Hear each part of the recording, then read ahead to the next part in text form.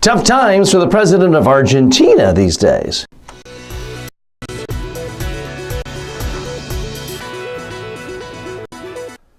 Tough crisis communication situation for the president of Argentina. It turns out the prosecutor who had written an arrest document, an arrest warrant essentially, to go after, to prosecute the president, was found dead. Initially, it was called a suicide. It turns out it's not a suicide. There were no gunpowder residue on his face, on his hands, that's consistent with a suicide.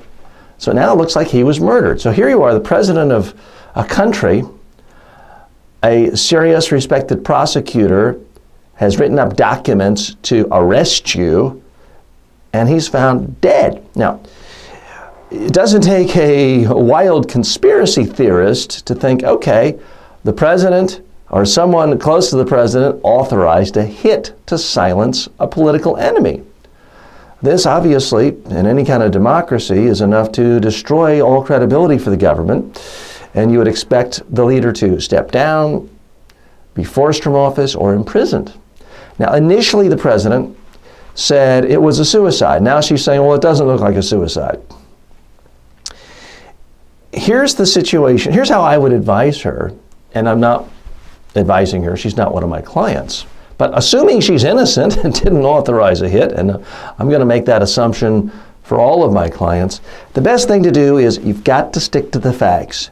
Don't pass along rumors that somehow make you look good. Initially they heard, well, it could have been a suicide, and the president mentioned that. Now she's having to backtrack and say it doesn't look like a suicide.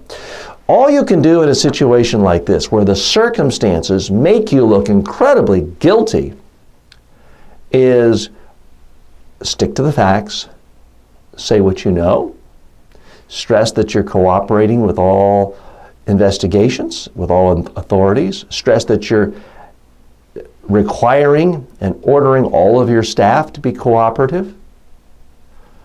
Don't guess when reporters ask you questions. Don't look guilty. Don't look impatient. Don't look annoyed at questions. And answer every question from reporters.